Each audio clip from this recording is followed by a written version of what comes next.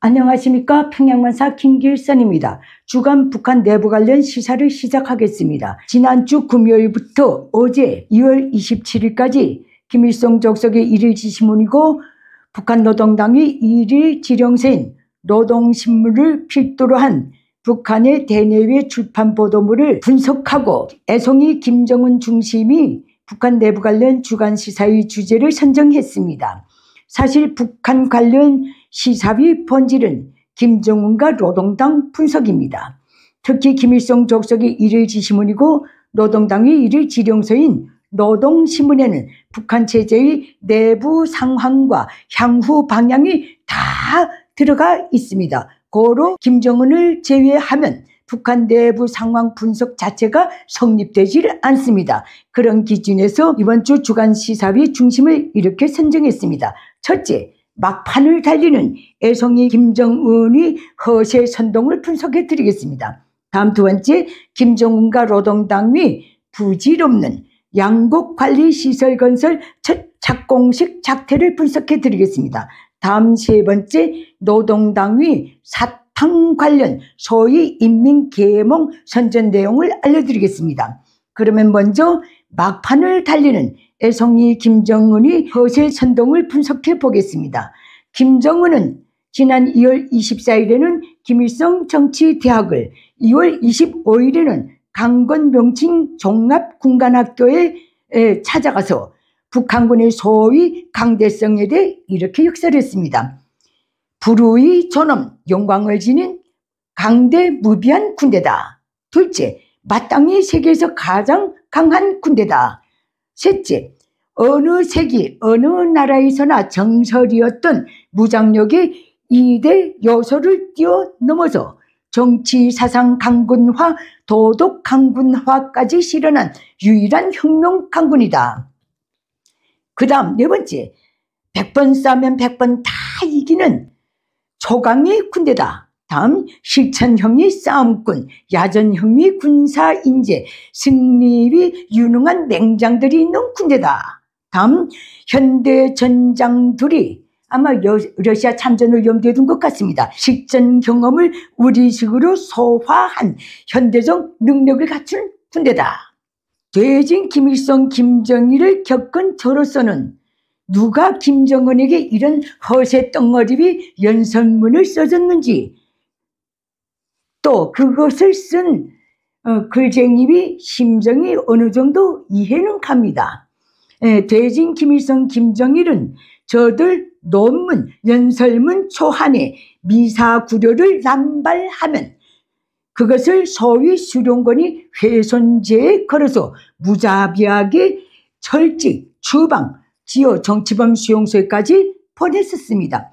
그래서 퇴진 김일성 김정일이 소위 노작이라든가 연설문들은 북한 주민사회가 접하기에도 나름 점잖고 실무적이고 실용적이고 냉랭합니다. 아마도 최근 들어 부쩍 국가 수반 놀이에 목매는 김정은이 심리 상태를 겨냥해서 애송이 김정은이 수준에 맞게 저런 아무 말 대잔치비 연설을 써준 것 같습니다. 이 집필자가. 하지만 애송이 김정은이 저런 천지분간도 못하는 허세를 믿을 북한 주민은 지귀고하, 남녀노소를 불문하고 정말 단 한 명도 없습니다. 그저 관습적으로 환호하는 척 할 뿐입니다. 원래 애송이는 과장이 심한 법입니다. 멀리 볼 것도 없습니다. 김정은이 나름 뽑아서 러시아에 파병한 북한군의 전투 실력을 보면 답이 나오지 않습니까?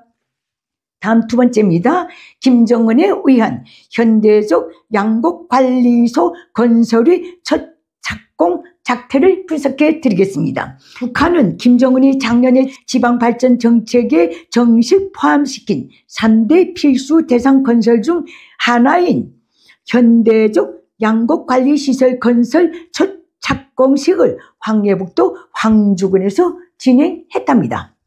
그리고 김정은이 제창한 앞으로 계속 지어나갈 현대적 양곡관리소의 용도는 첫째, 나달을 허실 없이 보관 관리하는 것이고, 둘째, 인민들에게 질적으로 가공된 식량을 보장하는 것이랍니다. 사실 북한의 양고관리소라는 것은 대진 김일성이 6.25 전쟁 직후 소위 사회주의적 소유 형태는 전인민족 소유와 협동적 소유뿐이라고 공언하면서 전역의 협동농장을 수립할 때부터 식량 배급제도, 전쟁 준비에 만전을 기해야 한다고 운운하면서 농경지를 낀 북한 전국의 모든 군 뒤에 제일 먼저 세운 건물이 양종관리소입니다. 그랬던 것을 1980년대 중후반부터 현재까지 해마다 알곡 생산량이 급감을 거듭하면서 채워놓고 관리할 양식이 아예 없어져서 북한 전역의 양곡관리시설들은 다 선체로 폐허가 되어버렸습니다. 그랬던 것을 김정은이 김일성이 양국관리 정책에 현대적이라는 단어 하나를 걷어놓고는 새시대 지도자 행세를 하면서 지금 재탕하고 있습니다. 이런들 어쩌고 저런들 어쩌겠습니까? 북한에는 장장 30여 년째 보관하고 관리할 만한 양국을 생산한 적이 없습니다. 오늘날까지. 역시 김정은이 애송이답게 한동안 북한군을 건설 주력으로 한 현대적 양곡관리시설 건설 정치쇼를 벌리다가 만약 이놈이 그때까지 살아있다면 또 무자비로 그 책임 전가에 나설 것이 뻔합니다. 다음 세 번째입니다. 노동당의 사탕 관련 소위 인민계몽 선전 착태를 분석해 드리겠습니다. 김정은의 일일 지시문이고 북한 노동당의 일일 지령서인 노동신문은 지난 2월 24일 사탕은 어느 때 먹으면 좋은가? 라는 제목의 상식 기사를 게재했습니다. 사탕은 모욕하기 전, 운동하기 전, 피곤하고 배고플 때 먹어야 하며 그래야만 허탈, 어지럼증, 메스꺼움을 방지할 수 있다고 게재를 했습니다. 그리고 아주 친절하게도 사탕을 먹지 말아야 할 경우도 게재했습니다. 그것은 식전, 잠자기 전, 밥을 배불리 먹은 후 이빨이 쏠 때와 이빨 질병이 나타났을 때에는 사탕을 먹지 말랍니다. 그 이유는 이런 때 사탕을 먹으면 식욕이 떨어지고 신경성 흥분을 일으켜서 잠을 못 자기 때문이고 몸이 비대해지기 때문이고 이빨이 더 쏘기 때문이고 이빨 질병이 더 심해지기 때문이랍니다. 그러면 김일성 족속이 북한에서 사탕은 어떤 존재인가? 소위 민족 최대위 4대 명절 때 김일성 족속이 당가류 선물로 공급되는 그것들 돈을 내고 공급받아야만 합법적으로 먹을 수 있는 것입니다. 단 북한 전역의 어린이들이 2월 16일, 4월 15일이라는 김일성, 김정일이 출생일 때만 한 키로 남짓한 간식 선물에 포함돼서 받을 수 있는 것입니다. 또 절대다수 북한 주민은 아이들 생일날, 설명절날, 기타 관혼 상제 때만 장마당에서 비싼 가격에 사서 내놓을 수 있는 것들입니다. 사탕도 약의 보금가게 접하는 그런 비참한 인민을 향해 지어 몸이 비대해진다고까지 운운하는 저 작태 정말 중어스럽습니다. 김일성 족속은 악마 중에 악마입니다. 이런 놈은 하루빨리 조속히 죽여버려야 합니다. 그리고 그 시점은 분명히 다가오고 있습니다. 북한 내부 관련 시사를 마치면서 북한의 당군종 기득권을 호소합니다. 더 이상 지켜볼 수만은 없는 애송이 김정은의 역겨운 작태들을 당신들의 손으로 끝장내야만 하는 시기가 분명히 다가오고 있음을 명심하시고 행동에 나서시기를 진심으로 바람하지 않습니다. 감사합니다.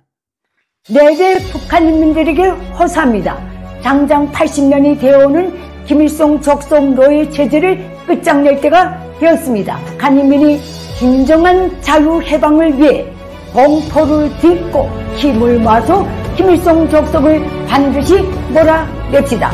거기에 대해서 도움이 필요하신 분들은 언제든지 손을 내밀어 주십시오.